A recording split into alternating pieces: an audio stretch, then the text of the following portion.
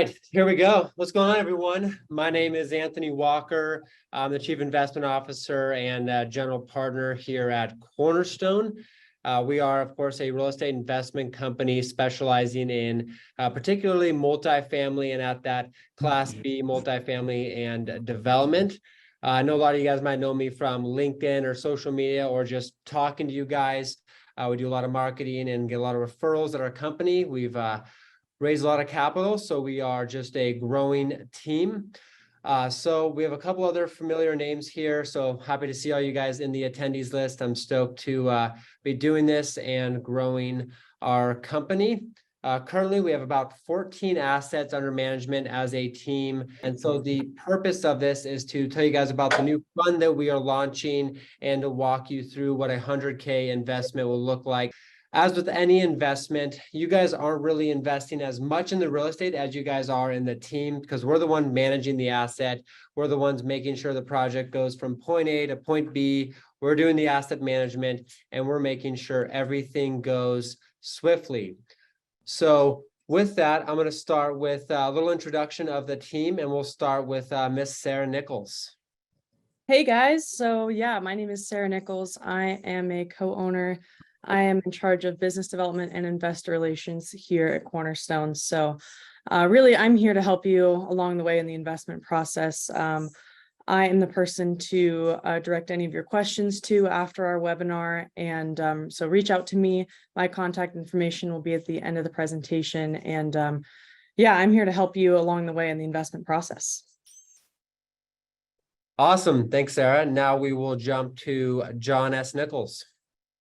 Hey everyone, I am John Stephen Nichols, the son of the other co-founder.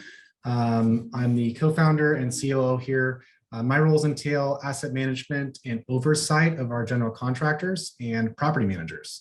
I also handle the monthly reporting that we do for our assets under management as well as under construction.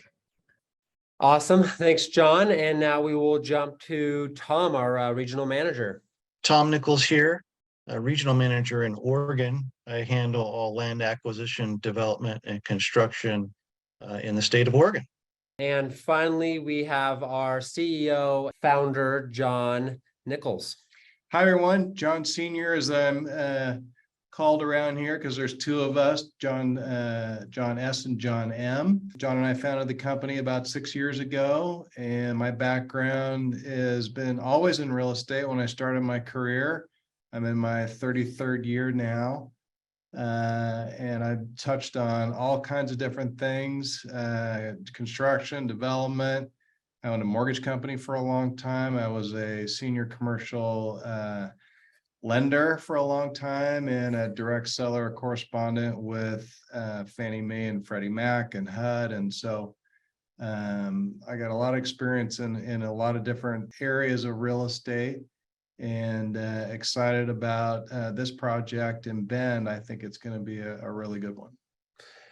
All right. And you guys have already met me, but I'm Anthony Walker. I am the Chief Investment Officer and again, co-owner as well. And I'm in charge of finding deals, underwriting deals, raising capital, and a lot of the risk mitigation we look at for our investment opportunities. So getting this webinar started, I want to just start with a quick high-level overview of what we're currently doing and who we are. I know a lot of you guys won't want to stick around the entire time because it's probably going to be about an hour-long webinar. So a lot of you guys already trust us, know you guys want to invest with us. This is kind of for you. So we believe firmly in real estate. We've been investing in it for a long time. John here has been investing into it for over 30 years. We also believe in financial freedom and, most importantly, building generational wealth. Ideally, you want to build wealth today so you can pass it on to your kids and they can pass it on to their kids. So what we do here at Cornerstone is we build multifamily assets and we hold them for a very long time.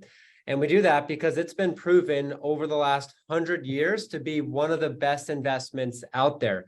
Because ultimately, when you lock good rates, you get good debt, and your rent goes up with appreciation and market demand, that increases your cash flow and that increases your property value, and that makes a great return and ultimately builds your wealth. And to do this, we invest our own capital and we raise capital from investors, just like yourselves. And then we build the asset, we buy land or we buy value add, and we make it 100% passive investment to you. Actually, a lot of our team members invest into our projects as well. Our employees invest into our projects.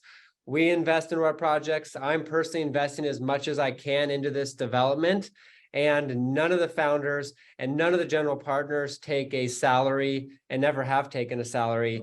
So we want all of our interests aligned. And the only way that we win is if our investors win.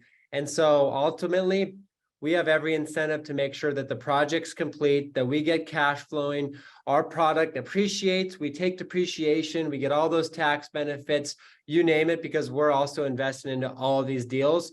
And our friends and family are investing into these deals. And we try to get everyone we know invested into our deals because we believe in them firmly and we know that it's going to be a good investment long term. So now that you know what we do and kind of what we believe in, here's the deal. And here's kind of the high level overview of our deal. This project ultimately, it's a unicorn. I mean, if you guys are at all familiar with Bend, Oregon, you know how hard it is to develop there and how hard it is to buy land in Bend. They have what are called urban growth boundaries, which we'll touch on a little bit later, but it makes it incredibly hard to develop there. And we've already bought this piece of land. We bought it, we own it 100% free of debt. We've got it entitled up to the point where we're ready to break ground with permits in roughly 45 days. Our buildings are done and designed, our site plan's done and designed, everything is done. We're just waiting for permits from the city. And with that, we've actually already raised about 70% of the capital needed. And we actually just, this morning we got a new investor in because they know how much demand this project has and what a good investment it's going to be. And so that's kind of the general high level of the project and who we are and what we believe in. And that's the joys of syndication, which is what we do. We give limited partners the ability to invest in bigger projects, bigger 42-unit projects, 100-unit projects. And our limited partners get the majority of the profits without doing any of the work. So we manage the asset from start to finish. We are doing the designing, the developing, the submitting for permits, overseeing construction, on-site checklists, construction progress, leasing up units, dealing with property managers, you name it, we do it. We do everything point A to point B to make this a truly passive investment. And honestly, maybe that isn't for you. If you're someone who likes to get in the dirt, likes to hire your own contractor, likes to get in the nitty gritty, likes to do their own pro formas, likes to take the risk, then ultimately that's probably not, the best investment for you because that's what we do. But if you're looking for that mailbox money where you get a deposit every month in your bank account while you're out fishing with your kids, then this is probably the right investment for you. All right, well, now we're going to jump into the presentation and go over this entire project from point A to point B and kind of where we are and get into that nitty gritty as we call it. All right, so let's start with a little disclaimer first off. So before we, jump into it, I do want to tell you that investing in real estate involves risk. All metrics involving this presentation are highly researched and underwritten projections, but I must say that they are just that. They are projections and not guarantees. Also, be sure to ask our team any questions you have about this project. Myself, Sarah, you can talk to John, Tom. We're happy to jump on a call with any one of you to tell you what this project's about, to go over any sort of the return metrics, and to just, answer those nitty-gritty questions that you do have. So let's jump into it. John S., you've been here since day one. You co-founded Cornerstone. Why don't you walk us through the track record and some of our expertise? Yeah, I can do that. Thanks, Anthony. So altogether, our general partners have about 70 years experience in real estate development, management, and everything in between. And so that would include the financing, the construction. We decided to join forces together actually as a family. You've got my sister and I here, as you can probably tell, we look pretty similar. My dad and I, we actually co-founded the company. And then Tom, who's our regional partner, who's actually my dad's brother. And so it is a family business, and we've gotten a lot of really good people to join our group and our team. And it's been a great thing to do. So we've raised about 50 million in capital from private investors. We've got over 100 investors that have invested with us, including our friends and family, including us. We've got about 14 assets under management, anywhere from properties that have been built and developed all the way to properties that are under construction and pre-development. We have a big team behind us. So even though we are just us here, we have, accounting, we have legal, we have property managers and builders. So while all those people aren't necessarily in-house with us, we contract with the best in the business in our markets to do those things that we need. And so as you can see, we've got lots of fun stats on what we currently have under management, our units under development, and kind of our targeted returns on our projects. And then another thing, which is our investments in opportunity zones. And that's what we have going on. So average investment for us has been about 230,000. So that's just a little bit of an average. So we have investors that are at 50,000. We have investors that are over $1 million. So we're looking for investors. A lot of investors try us out with 50 or 100. And then by the second or third deal, they're ready to do more. So this is a little case study on a project we built.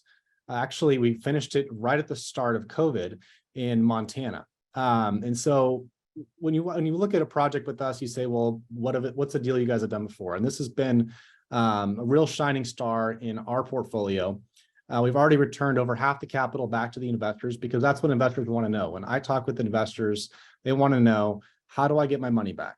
And that's what we're here to answer and hopefully relay to you in this webinar. So this is a deal we did a couple of years ago. Like I said, we got this leased up during COVID, which was actually really interesting because, a lot of other markets you hear, things were a standstill, business didn't go anywhere, people were sheltered, whatever it was. Not in the markets we invest in. The markets we're in the Northwest, relatively open, and people still had an appetite to kind of move around and still do things. So last year we had a 15% return to our investors, which was awesome. We also have, this is actually a screenshot from our website. We have a portal that we use so investors are able to track their investments, so they can see how much money they've made in the last year.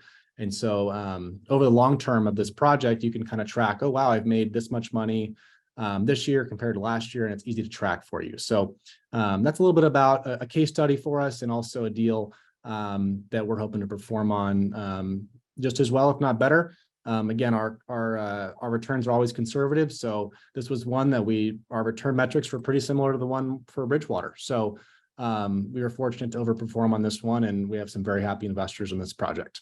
Awesome. Yeah. One of my favorite parts about that, John, is, that zero. We have 14 assets under management, and we haven't lost a penny of our investors' capital. And that's because we take this of the utmost importance. We have a fiduciary responsibility to our investors, and we want to make sure that we are investing in the best assets possible. We actually say no more than we say yes on our developments. We are constantly seeing deals, and we say no to them because they're not the right fit for our investors and for the return metrics that we're looking for to be a safe, demand generating asset. So now I want to dive a little bit into this presentation here with John Sr., our CEO and founder. John, can you tell us a little bit about why you choose multifamily, and particularly why we choose multifamily as an investment vehicle for our investors? And, actually, John, why don't you share a little bit about your background? You have a pretty long track record of financing, multifamily investing, and your family has invested significantly into multifamily as well. Yeah, thanks, Anthony. That's a great question. Like I talked on earlier, this is my 33rd year in the business, my 6th economic cycle of the Fed tightening. They just announced today that they were tightening again. And so owning a mortgage company for a long time and being in banking, I was able to see firsthand from my customers things that worked and things that didn't work. And so it was great to be able to get that experience and apply it here for us and what we're doing here. Along the way, I built out my own real estate portfolio. And so after 26 years in the mortgage and lending business, I retired from that and was able to do so because I was already financially free and wanted to spend more time with my kids and my family, which is great. I personally manage over 200 million in real estate assets, and apart from Cornerstone. And so, but let me get back to your question about why real estate and why multifamily in particular. I love my multifamily, always have, because people always need a place to live. And so that downside protection when we go into a recession is crucial, because when we focus on workforce housing, which is what we do, we don't specialize in and try to build trophy properties that are Class A, that are, we're trying to chase the upper end of a real estate market. In a rental market, we're just going to be the workforce Class B middle market. And that stuff is where the real opportunity lies for demand, consistent demand during up and down economic cycles.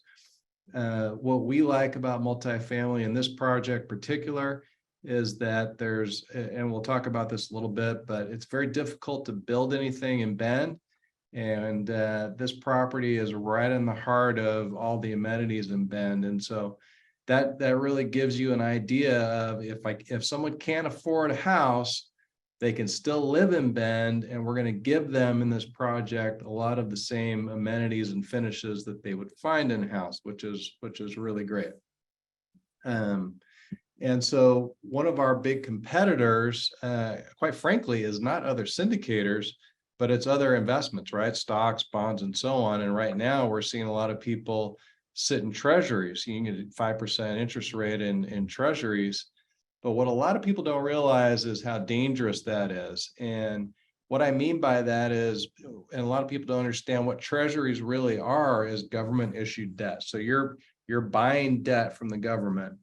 The other thing people don't know is that the monetary policy of the Federal Reserve is 2% inflation. And if you read the comments today of Chairman Powell, you'll see that they're still not anywhere close to that. But why isn't it zero? That's the real question. Why is the Fed trying to create inflation? Well, they're doing that to devalue their debt that you're buying as a treasury investor. And a lot of people don't realize that. The other thing is that treasuries are taxable on a federal level. So not only are they going to tax you on the investment that they pay you, but they're also devaluing your investment at the same time. So it's a double whammy for treasuries.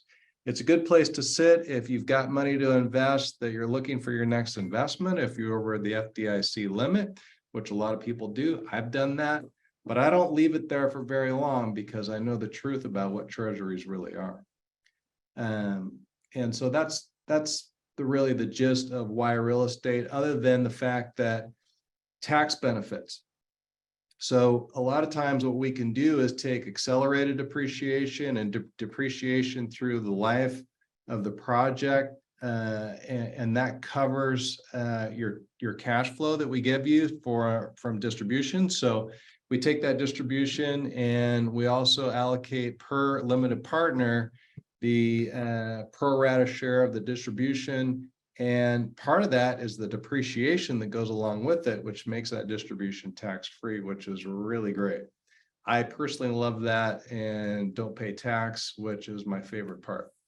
The other favorite part is cash flow. So, when you've got a scaled property like this, it's very different than investing in a single family home or even a duplex. If you have a tenant in a single family home or a duplex, that tenant moves out, you're still responsible for all the maintenance and upkeep, all the repairs. If you've got a mortgage on it, you've got to pay that out of your pocket. The reason we like bigger scale multifamily is we bake into our projections vacancies. We know that we're going to have 1 or 2 or 3 or 4 vacancies just from the nature of people moving in and out of a building. Meanwhile, we've still got all these other tenants paying our mortgage, paying all our expenses, and paying us, which is the key piece of that. So that's why we like larger scale buildings like this. The other key piece that I think is really important is that your investment in real estate is backed by concrete and lumber and windows and actual real intrinsic value assets, meaning that they're they're not only an investment, but it's also a place for people to live, which is really, really key. And so it's very different than being a derivative, which a stock is, or a bond, which is a piece of paper. You're actually investing in hard assets. And when you do that, you're a direct owner of the project, which is you're going to be able to reap all the benefits of appreciation, depreciation, and cash flow. So I get a lot of questions all the time from investors. Well, how do you know what property to buy? How do you know it's going to be successful? How do you know that it's going to work, right? And so we're giving, this is basically our top 10 qualifying criteria. And Anthony and I look at deals all the time. And if it doesn't pass these tests, then we pass, and we pass a lot. But this is kind of our secret sauce of what we do. And people kind of look at us, well, how can they keep hitting, home runs in these projects? Well, this is what we look at. And so I'm going to give them to you. The first one is the rent versus own gap. And I saw this as a lender, and this is actually a big one that Fannie Mae looks at. I used to be a Fannie Mae underwriter, so I know this. What does it cost to own a home versus rent an apartment in the same market? And if that gap is more than $500 to $1,000 a month, you've got a significant rent versus own gap where it's a lot more expensive to own a home than it is to rent in the same area. And $500 to $1,000 a month is a lot of money, especially if you're working paycheck to paycheck. And so that's why we like workforce housing. We look at the workforce housing numbers. Class A stuff on the river or on the mountain doesn't count. Class C stuff that is government subsidized doesn't count. So our middle market Class B stuff is what we really drive at. The other thing we look at is the median income, and can we support some upward mobility in rents based on the median income in the area? And this is really important because when we see that incomes are rising and stable and can even support higher rents than what we're underwriting at now, that's pretty exciting, because we know that we're going to be able to harvest some of that higher income levels, even though we're not trying to get the highest rents possible. We're just going to be right under the median so that we know we can force our appreciation. We always look for and interview a trusted property manager. I've been doing this a long time. And so if they don't know what they're doing, we're going to know. We vet them heavily. We get referrals, references, all kinds of stuff to make sure they know what they're doing.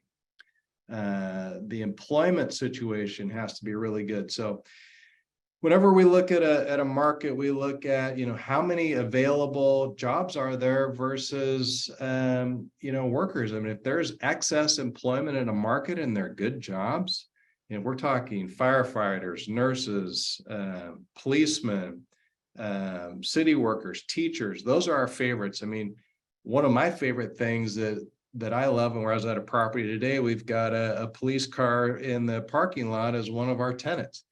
And I love that, because that tells me that we hit our target market. We want those people in our buildings. And so that's one of the things that we really like.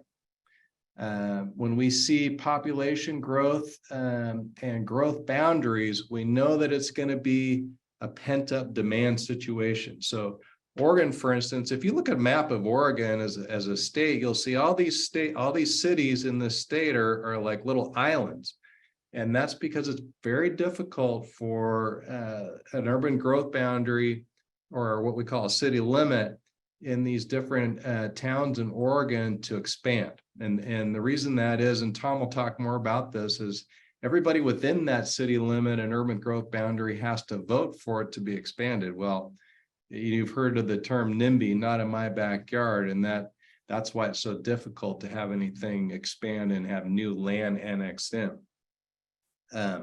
We always look at what's called an MSA, a metropolitan service area, to make sure that it has all the government services and federal funding that a town needs to grow.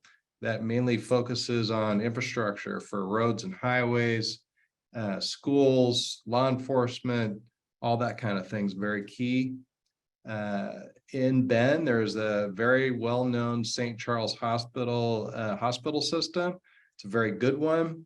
People will not move and live in a town. You'd be surprised if there's not a reputable medical service platform. And so that's really key.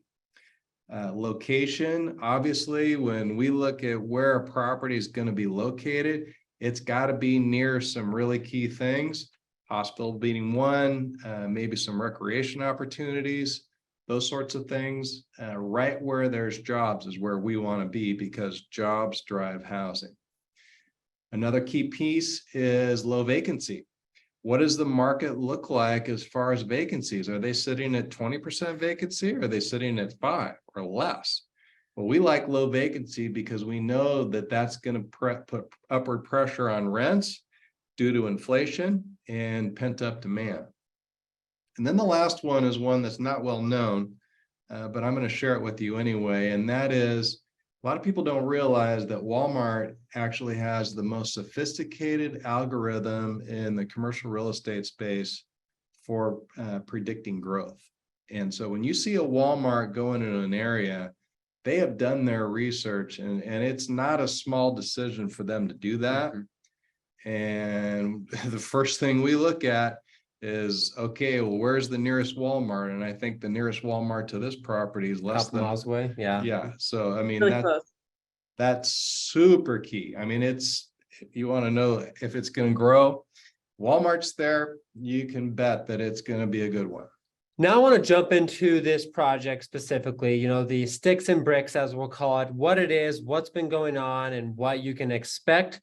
So Tom, you're our regional manager over in Oregon. You've been working on this thing closely. You've been working on the bids as they're coming in. You've been working on the site. You understand this better than all of us, because you are right there on site. So if you want to jump into what we're currently seeing, we'd appreciate it. You bet. Thanks, Anthony. We started working on this project a little over a year ago. We acquired the land in late June of 22 and immediately went to work on our planning, not just our floor plan planning, but planning with the city. We found a small sliver, it's just under 2 acres. We figured out that we could maximize 42 units total on that small piece. It has beautiful views and a great location. And we've been diligently working through the planning process with the city for a long, long time. At least it seems like it to me. This is what I do, and sometimes it becomes like a fourth child. I have 3, so here's number 4. What that looks like for the city of Bend is your civil engineering and your land application. So basically the city decides whether you can build this project on the land or not.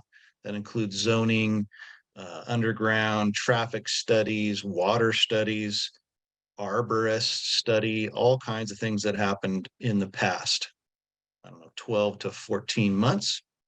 We've got our final land use application approved. And then we went in for our vertical and our infrastructure permits. So we have 3 pools of permitting. We have infrastructure, which is the actual site underground. We have public improvements, which would be the improvements we have to the street. That's another pool of permits. And then we have our vertical construction permits. I expect our public improvement permits to be out within about 30 days. And within another 45 or another 15, which would be 45 total to 60 days, we would have our land improvement permits and our vertical construction permits. So we're getting very, very, very close. I'm very excited for this. Bend is a little bit of my background, because most people, I mean, now you can't see me. I'm having some camera problems. I really apologize for that. My background is I've been in Bend for over 30 years. I moved here in 1993, right after college, and started in the construction field and land development. I'm also a licensed real estate broker in Oregon. So this is what I do. I've done well over 600,000 square feet and roughly 300 plus units in single family, multifamily, and commercial. So when we look at some of these stats and where we are in the land use process, this is right up my alley. So If you have any questions about that stuff, please, pop in and let me know. I'll be glad to answer those. On this slide, you're looking at what the median family income is and what our projection growth is. And I mean, Bend is number 7, the fastest growing city in the country. I think it's fastest growing small city. I'm not sure exactly what the stat is, but we're growing so fast and we're just blowing up. And with land use laws here so strict in Oregon, we're having a hard time building enough housing in this area for the people that are coming, and they're coming quickly. During the lockdowns, it just exploded here. Median family income is still rising. It's above national average at about 90,000 and climbing. So if anybody has any more comments, here's the map. And of course, you'll see the yellow star there. That's our property. What looks like a river is actually a seasonal canal, irrigation canal, that is big enough. I mean, it's a big piece of water. If you go just up there, you'll see the Fred Meyer Supercenter. You'll also find Fred Meyer's where Walmarts are. Interesting how that happens. Harbor Freight. So there's a ton of retail right there. If you go to the top right corner of that map, you'll see the Deschutes River. So we're very, very close to the river, very close to the downtown area. For amenities, walking is very close. That's a picture of the river right there. That's kind of the floaty section. That used to be a giant mill area, and now it's all retail and concert hall and a fantastic recreation spot for the city and a great amenity for our residents that are, I mean, I think we're just about a mile, so pretty easy walking distance from the project. Yep. Oh, timeline. Like I said, a little bit, we closed on the land in, John, you can correct me if I'm wrong, I think it was June of 22, might have been first part of July. Yep. We had a lot of our planning already done during the escrow period. So that's helped us kind of fast track, even though it doesn't seem like it. We've been at this so long, more than a year, that we're going to be starting construction literally within 60 days, which is great. Soon after that, we'll have all of our bids and everything ready to fund our construction loan. We estimate between 12 and 14 months of construction, actual construction, and then a few more months to lease stabilize. And then, John, do you want to talk about what our refinance and target exit would be? I know we've briefly talked about we'll jump that. into that in just a little bit. There's a few slides down the way here. We'll talk about the financing and the Fannie Mae perm loan that we'll put on it. Yeah, we'll go into that in detail because it's an important piece. Actually, here it is. So yeah, thanks, Tom. Appreciate that. I know when I first saw the land and the development opportunity, I was pretty excited. I know Ben, Junior and I went over there last year, or was that a year and a half ago, roughly, for looking at our other project. And we were talking about this piece, and the location just doesn't get better. I mean, walking distance to the old mill district, to the breweries, you can bike there. And every single unit is right on the canal there. So if you're a tenant, you walk out onto your big patio, you've got a view up the canal that's just gorgeous, mountain views. I mean, honestly, if I lived there, I'd want to live in these apartments. They're going to be so nice. I mean, they're really condo style apartments that we're building affordably and making Class B apartments. So the demand is going to be insane for these. So we're pretty excited about that. But all right, well, our CEO is going to jump into the financing part. He's been doing this for a very long time on the financing side, and so he's going to jump right in. Yeah. So what we do, we're very conservative with, remember, we put our own money in alongside with you. And so we're very, very conservative with our financing. And we do this on purpose and for a lot of different reasons. Total cost is going to be about 14.7. And for this project, which is very consistent with all the other ones we do, we typically like to be right at about 49% of cash equity and then 51% debt on the construction side to get us started. And the reason we do that is because when we start a project, there's a lot of big cash needs that the lender is going to want to see us inject capital and get construction going. And so what we do is we use our own money first, and that gets us typically all the way through framing. We've got a project going in Missoula right now We're on the fourth floor now of framing. We have yet to use any construction debt financing. We're still using our own money, and that'll take us through all the way through roof and windows. We'll be fully enclosed before we make any draw on our construction loan. So that saves us a ton of time in as far as the interest reserve goes and paying an interest, repayment on the loan. I mean, it saves us hundreds of thousands of dollars Yeah. throughout the entire project. Huge deal. And so once we get through the equity injection requirement, then we'll start using bank financing. It's all done very conservatively. They come out and they do construction progress inspections with our preferred builder, which is Baker Construction. We have great relationships with several lenders that know Baker and they know us. And so it's always a very thorough and very strict process.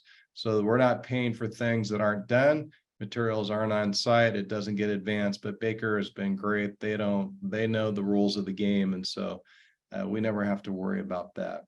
Tom's also there on site, so he'll be there watching every day as well. Typically, the way the construction loan works is it's a 24 to 30-month interest only, and then it goes to what we call a mini perm, so it'll convert to an amortized loan after that. That gives us plenty time to get completed and leased up, rent stabilized, and cash flowing. And then at that point is when the best part comes, and that's when we begin the Fannie Mae, Freddie Mac commercial mortgage-backed security process. This is where we put the long-term fixed rate debt in place. The construction loans typically are based on prime, and prime is a floating rate. So we want to get rid of that loan as quick as we can and go right into a fixed rate 30-year, long-term non-recourse loan with Fannie or Freddie.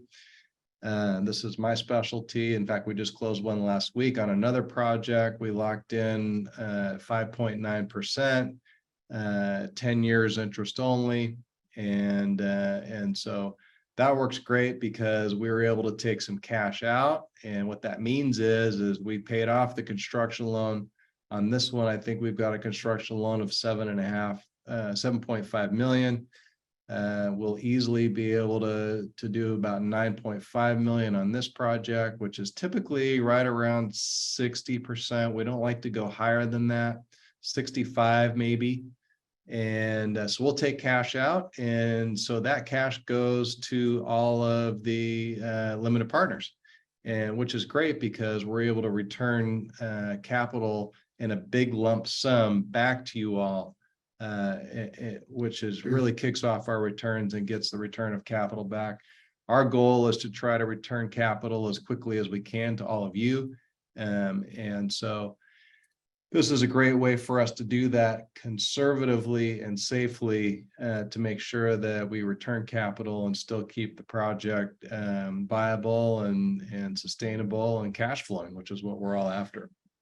Yeah, one of my favorite parts about the financing model that we do is on the construction part, we do recourse loans on it. So, our own assets and liabilities are on the line there. So we have the, incentive and we have the liability to get this project completed, leased, and stabilized, or us as general partners, John, paying those, monthly payments on the loan if we don't get it done. So none of our limited partners, are held liable on that. That's us. And so you can know and sleep well at night that we are staying up late if this project isn't going well and making sure it gets to the finish line and it gets, again, leased up and stabilized. Oh, yeah. It's our little liability piece there. Yep. Yep. And then what we'll do is we'll typically put a interest only full-term loan on it. We love the 10-year interest only. And the reason we like interest only is because it optimizes cash flow. Our payment's going to be lower because we're not paying on principal. A lot of people don't realize this, but when you pay principal in a loan payment, it actually comes back to you as being taxable. So we don't like paying taxes, so that's why we do interest only loans. Let's talk a little bit about, we talked a little bit about earlier in our 10 pieces of criteria when we look at a property and what gives us the green light to go ahead with it. And that is my favorite, which is the rent versus own gap. How much more does it cost to own a home and pay the payments versus rent in the same neighborhoods, in the same city? And with the average price going up, we're now at 727,000 in Bend. You can look that up. That's a published figure. That's a big number. And so people that are going to buy that number, they're paying almost 6,000 a month in a mortgage with taxes and insurance. That's a big number. And so if we can come in below that and deliver similar finishes to an entry level or maybe a move up home, which is typically where we like to be, we'll give little finishing touches like USB ports and stainless steel appliances. We'll do quartz countertops, things that you would find in a new home. We give those things in our buildings. And that's why we have really good rents. We have low vacancy, because if you can't afford to buy a house, at least we can, they're going to get some of the things that they would want. And why would they leave us? Well, they want those things. When they can't afford it, we give it to them. Awesome. Well, now we are going to jump into the cost breakdown, uses and sources. That's kind of my specialty, understanding that, making sure that it's a good investment and that we have some great risk adjusted returns. So as you can see, and Tom can speak to this a little bit, but we've been getting in all of our bids for the project. We're negotiating some as we speak, but they are coming in at target. We're looking really good on the overall cost. Minus contingency. We'll touch on that, but you can see the blue highlighted areas here. We have a lot of contingency in this project. You know, our kind of philosophy is all of our returns are based off us using every single penny of this development. So if you see a return, that's based on us using 100% of all of our financing reserves or partnership reserves or vertical contingency, horizontal contingency, using all of it. But in our minds, if we can save that, you know, you can see 750,000 in contingency, and then that financing reserve, if we do, you know, use the equity first, then we start drawing on the financing later. We're not going to use all of that, so we can give it back to the LPs, we can give it back to the investors. But also, if something does happen, we all have peace of mind the project's going to do well and that it's still going to perform well, even if we do use all of that cash. So it's kind of in our minds a win-win situation. And again, risk adjusted. So we don't want to lose any of our investors' dollars. We don't want to lose anyone's money. We don't want the project to fail. We want it to be a successful project and give great long-term returns. And the banks love it when we do this way too, which is a little added piece of they know we're conservative and that we've got plenty of safety built in, and they love that. So yeah, I mean, I was just reading an article this morning. 60 to 70% of developments are on pause indefinitely because they can't get construction financing. And a lot of these items, a lot of this financing terms, the reason we do this is because we continue to get development loans and we're continuing to build. There's going to be a massive shortage in 25, 26, 27 because so many projects are on hold because they don't have the equity and they don't have the know-how to get these loans. Jumping into this slide, you can kind of, you know, overview of that same slide before, but again, you know, we're going to have a lot of contingency. We're going to have 760,000 in our contingency, 250,000 in builder contingency, and 750,000 in interest reserves. That'll go to pay the interest payments, but anything we don't use there, again, we can distribute back to investors.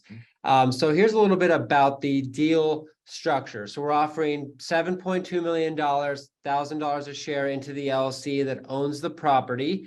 And our minimum investment is $50,000. So what do we take? We're the general partners. You know, we want to make this win-win. We don't take salaries. We only win when you win. But there is an equity split. So we as general partners, there's an 85-15 split. So general partners get 15% for managing every single aspect of the deal. And LPs, of course, get the majority of the profits, far more than we do. They get 85% of all the profits that the property produces, or cash flow, I should say, of the property. And then from that point, so they get 85% of the cash flow, the tax benefits, the depreciation.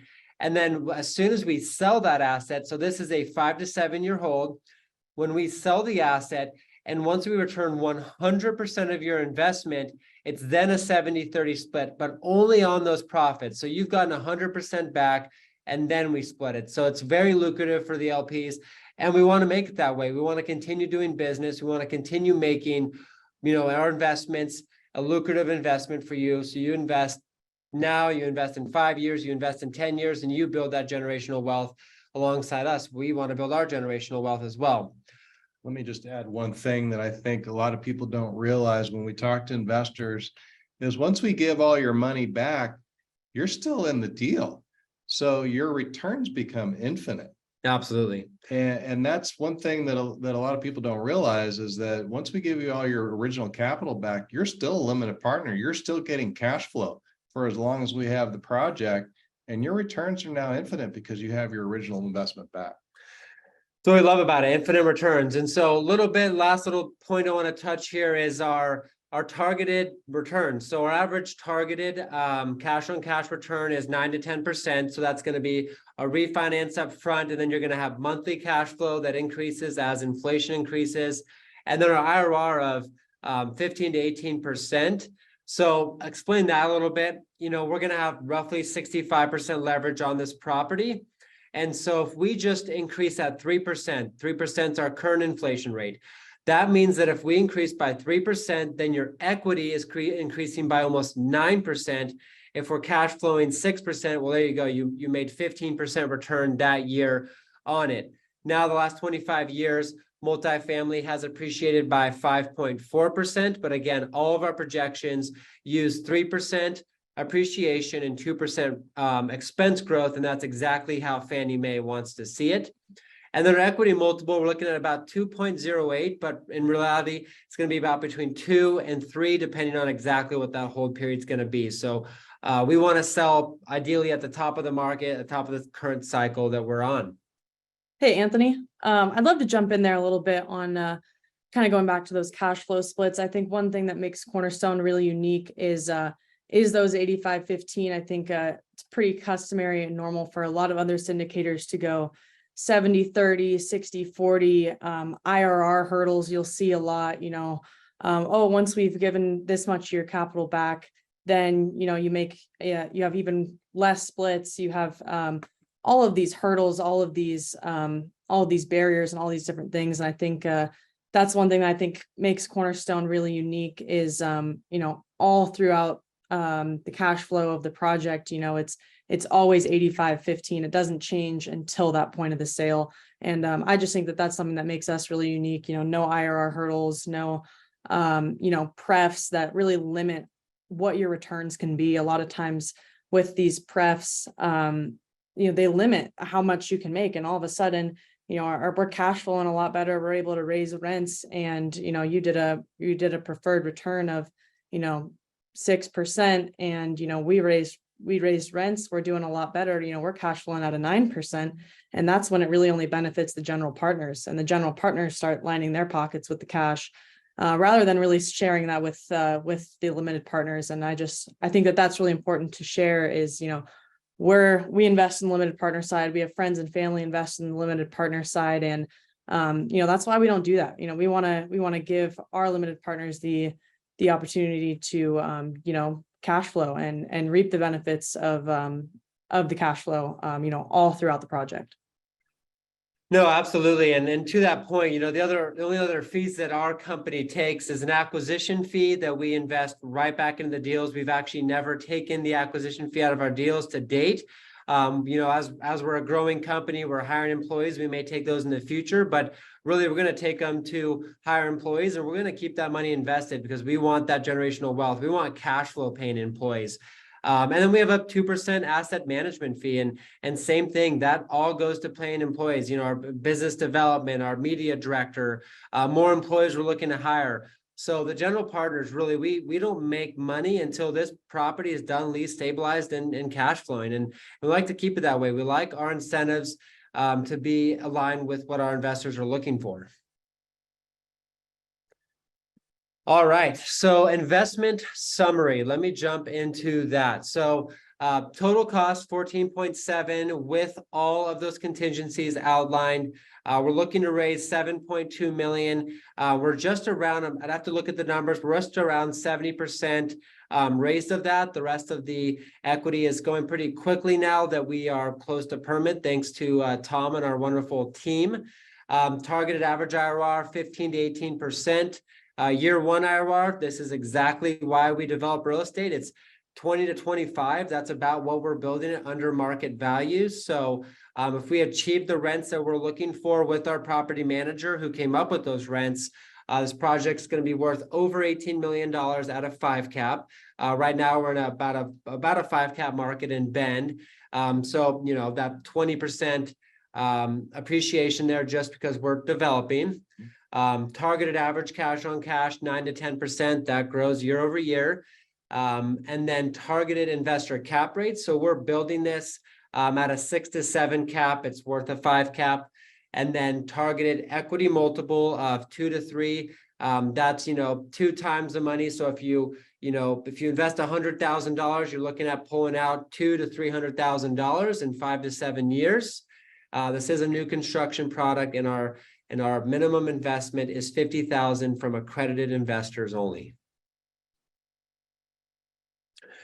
All right, so now we're going to jump into the fun part and why everyone's here. Let's jump over to what is the path of $100,000 investment. So if you invested $100,000 today, what does that look like? So I'm going to start at the beginning. So today we're getting permits very quickly. So in about 45 to 60 days, as Tom mentioned, we're going to start using that $100,000 to build Bridgewater apartment homes. We're going to start at the horizontal. We're going to start with dirt work and go all the way to finished completion. So year one, you're not going to see any cash flow. You're going to see appreciation that year. You're going to see paper losses as well. So we're going to give as many losses as we can during construction to you. Doesn't mean you're losing money. It means you're going to have a write-off for your taxes. And you're going to have appreciation during that time. The markets are changing. And then also for waiting that year with no cash flow, we're building an asset that's worth more than we're building it for. That's kind of your return. And that's why you invest in a development over, you know, a market value property or a value add property. Year two and the beginning to end of, you know, end of Q4, beginning of Q1 of 25, we'll refinance this. We're shooting to give back roughly 20% of your capital back in the refinance. That's underwritten at a conservative rate above what rates we're seeing today. That was kind of what Senior touched on. We're getting about $7.5 million in debt. And when we're done, we'll be able to refinance, you know, between 9 and 9.5 million there. That's 65% leverage. And if you look at what the property is actually worth, we'll have about 50-50, honestly. And then you'll have cash flow that second year as well. From that point on, from year 3, 4, 5, 6, 7, we're going to have monthly cash flow in your bank account. And as you can imagine, if the federal government decides to reverse these interest rate hikes, and you know, when we finish this project at the end of the year, during an election year, if they decide to decrease rates, which I don't think anyone knows what's going on, what the Fed's going to do. But if they decrease rates, that's going to increase our cash flow. Of course, we'll refinance at an even better rate. And all those numbers get significantly better, which we are hoping to do. But even if they don't, these numbers look amazing. They're much higher than any other return you're going to see between treasuries. They're higher than the S&P, you know, when you include appreciation as well.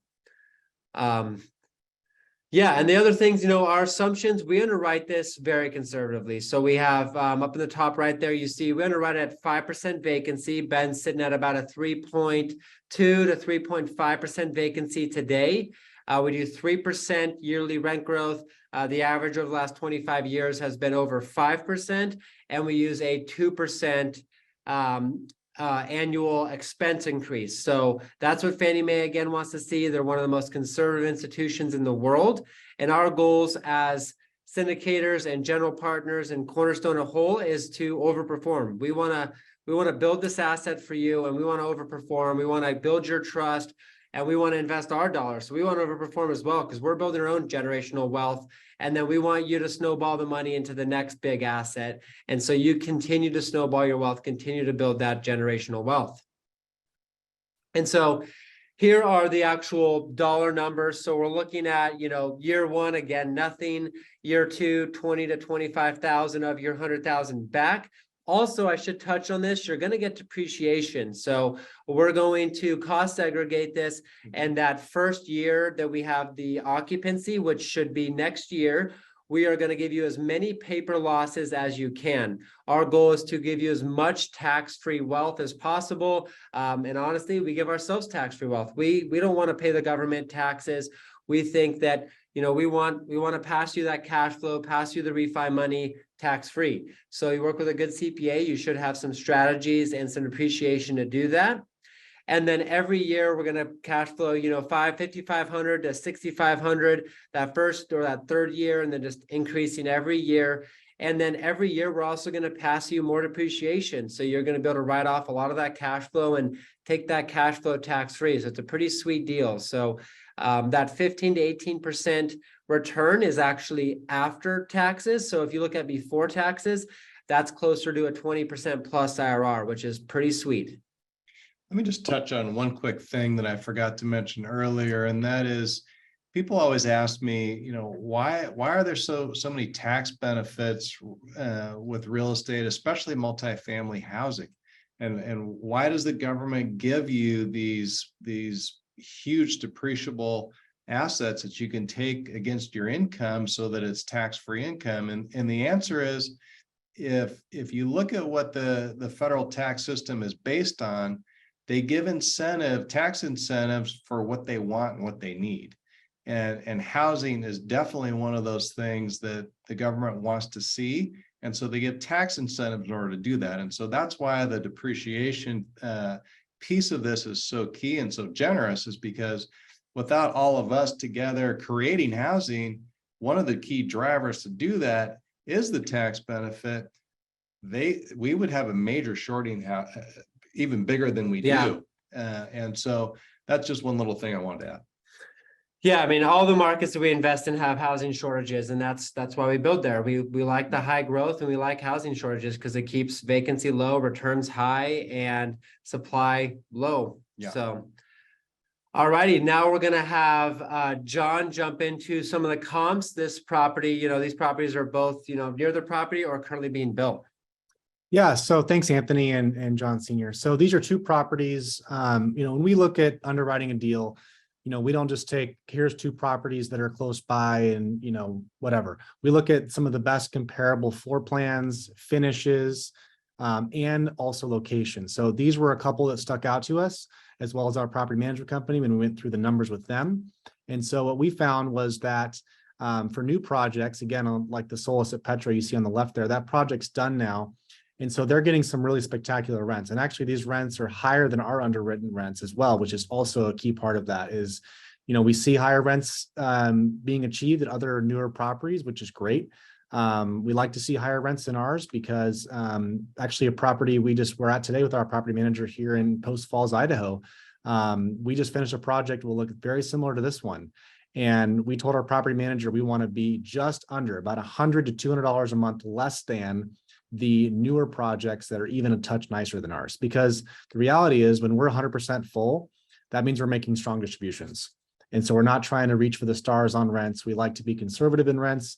And we like our units to be affordable for tenants. We want them to be able to afford our rents. And so these rents are quite a bit higher than even ours that we're projecting. The Seasons Apartments, this is a newer community, but not as new as the Petra one. And these are a little bit closer to the rents that we're projecting, about $2 a foot on average, just over $2,000 a month for their smaller units, and their biggest ones are getting almost $2,700. So good to see that the rents are still staying strong. Obviously, vacancy rates are still low. And like Senior said earlier, people have to live somewhere. And one of the things we like about these units that neither of these properties have is they're not on a canal, which means they're not going to have a really nice kind of water feel that we'll have seasonally, of course. And they're also not, they don't have the views and locations that we do. So again, being in that location drives rents and drives demand. And so again, we just wanted to give you guys some overlook on what the market looks like today for apartments. So this is kind of the dream team, as we call it, aside from us. These are our two partners. So we have Baker Construction. They've already built 2 projects for us. They have a great team. What we like about Baker Construction, not only do they have a great ownership group, they're a family business like ours is. They've already built 2 projects for us, and they have in-house staff. And so that means when our project is under construction, they have at least 2 people on site doing work at all times. So the reason why we like that is that subcontractors can be challenging at times. If you ever dealt with a subcontractor, you know what that means. You're dealing with people that, they're the framers, they're the electricians, whatever it is. They always have someone there to do work, which is great for us. They've got a proven track record. They've been in business. They're actually based out of Spokane, Washington, but they've built in, I think, over a dozen states. So they're well-versed throughout the country and managing construction projects. They are cost hounds is what they call themselves, which is great because, they know the market for, what it costs to build an apartment building. Let's say it's framing. They know exactly what it costs, the framing square footage, because they've got, a dozen other projects going on, and they say, wait a minute, this isn't right. And so they know what those costs should be. And they also are very good with their schedule and their quality as well. Norris and Stevens, those are our our property managers. They currently manage about 5,000 units in Oregon. They manage another property for us in Redmond, Oregon, which is just nearby Bend. They do a great job. They have a proven track record, and they have sistering properties around us. We run this concept at our properties here in Idaho and in Montana, where if we have multiple properties managed by the same company, we can spread the cost out of having someone managing the property for us throughout the other properties. So it reduces the overhead, which is key. Awesome. Yeah. Thanks, John, for that. And we couldn't be more excited to have Norris and Stevens and Baker on our team. Baker has done an incredible job. I mean, the owner, if you guys ever get the pleasure to meet Barry, one of the most outstanding guys that we have ever met. And so we couldn't be more pleased with the team that we have there. And then having Tom on site, just overlooking all their work, making sure everything's looking good. It's gonna lead to a very good project. And then Norris and Stevens, they're huge advocates for us. They send us other deals all the time. They want to see us build there. They speak highly of us, which we also speak highly of them. So we do call it the dream team, and we couldn't be more excited to put it all together. So John here, senior, is going to jump into a little bit about, the new developments that we do and some of the finishes that we put in our units and why we choose the finishes we do. Yeah, thanks, Anthony. So I talked a little bit about it earlier, and that is, some of the ingredients in our secret sauce and why our typically our units are full and we have very low vacancy. And now one of those things is just give little things that, why would someone leave us, right? Well, they want a more of a home type thing. They want more amenities than what you would find typically in an apartment. And so that starts with in-unit washers and dryers. You'd be surprised how many, coin operated washers and dryers are at our competitors. Well, we're going to give them a washer and dryer so they don't have to go downstairs in the wintertime or summertime or rainstorms or whatever and do their laundry and sit and wait in the laundry room. The other thing we like to do is put in electric fireplaces. It gives a really home feel. It makes it nice and cozy, especially in the evenings in the wintertime. And we get tons of great comments and feedback from our tenants about why did they choose us? Well, you had a fireplace and it felt like a home. Yep. And that's really key. We do upgraded lighting and plumbing fixtures. You'll see a fan there and the ceiling fan in the bedroom picture there. We do all LVP flooring. And the reason we do that is because we do allow pets. We have found that pets add a huge component to a tenant's satisfaction level when they live at one of our properties. And so the reason we don't do carpet is because we know pets are hard on carpet, but we put in bulletproof, 12 mil waterproof LVP flooring, which is great because it's very cost effective for us when we have a turn and for maintenance in general. We also do quartz countertops, which are typically what you're going to find in a entry level or move up home. We give that to them, and stainless steel appliances. One of our secret things that we always do is we put in, I don't know if you could see it in that picture very well, but we put in glass top stoves instead of the coil stoves. If you've ever been in an apartment with a coil stove, you know what a pain that is. It's a pain for the tenant, and it's also a pain for us as the owner, having to replace coils and the maintenance that comes with it. So those are some of the things that we always do. We also add finishing touches like stainless steel brushed nickel hardware in all the cabinets. And then, of course, our famous USB ports in all the bedrooms and all of the kitchens.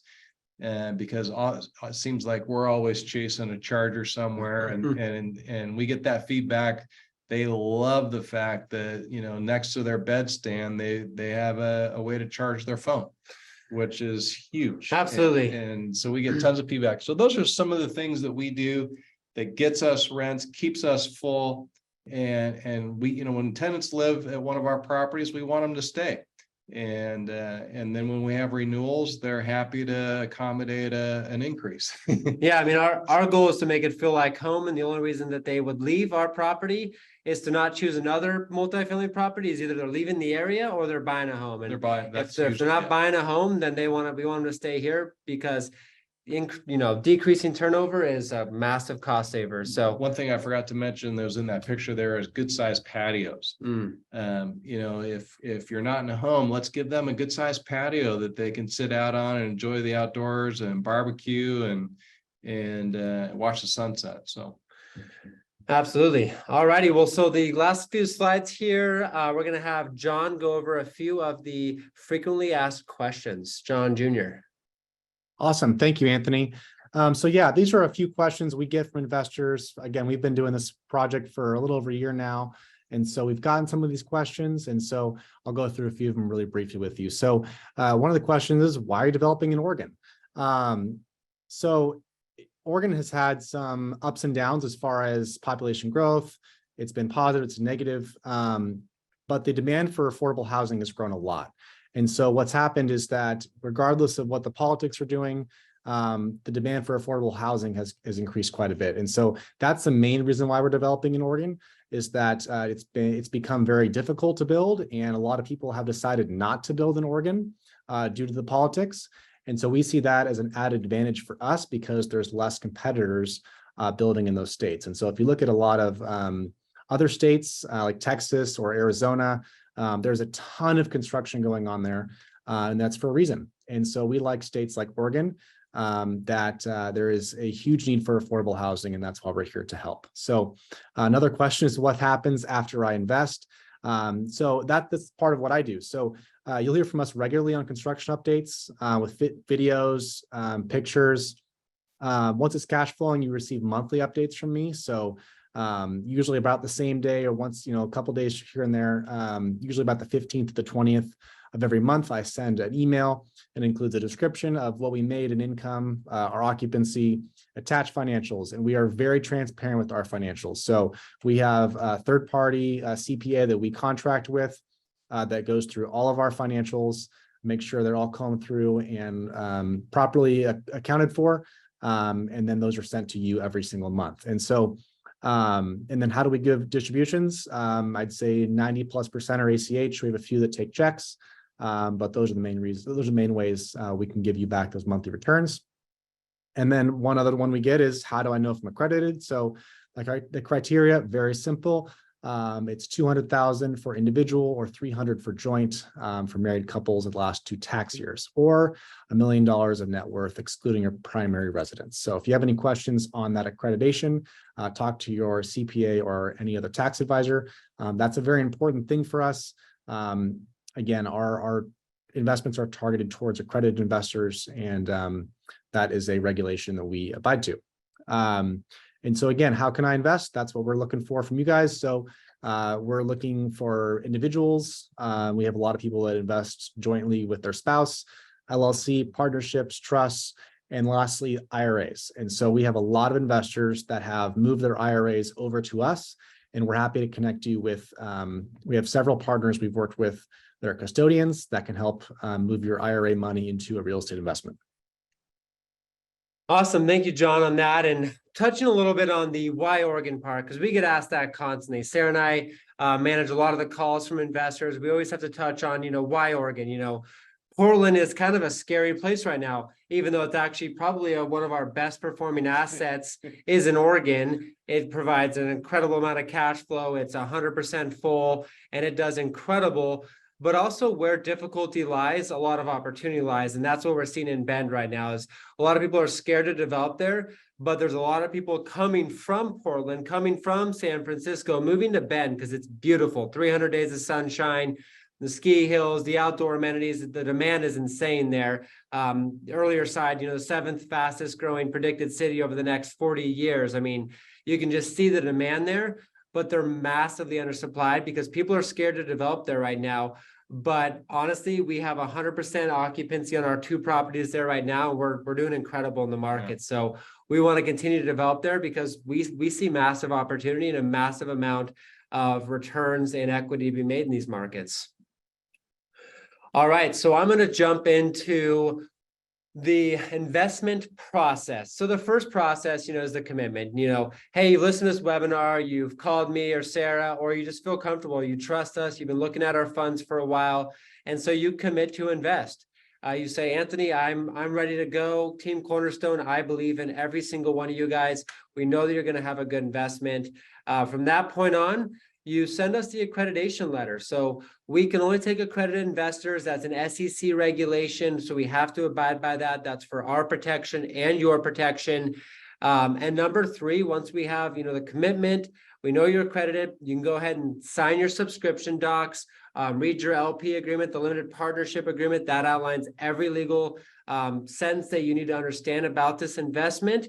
You understand it. Again, we can help walk you through that process. You sign the subscription document, which says how much you're going to invest. If you're investing as an individual, an LLC, an IRA, you go through the whole thing. If it's your first time, it's kind of complicated. So again, call us or email us. We'll walk you through it. And then the 4th step is once we have all that, you're going to fund it. You're going to wire Bridgewater Apartment Homes, LLC. The money, it's going to be held in a separate bank account that is only operated by the LLC. And that money will only be used for the development of Bridgewater Apartment Homes. That's right. And you will be good to go. And so here is the contact page. So Anthony, myself, and Sarah, contact us anytime. You can call me anytime or email me. More than happy to help with anything. But really appreciate you guys joining. We couldn't be more grateful to do this project. We couldn't be more grateful for every one of our investors that have trusted us to this far. Again, we've raised just about 70% of the funds needed.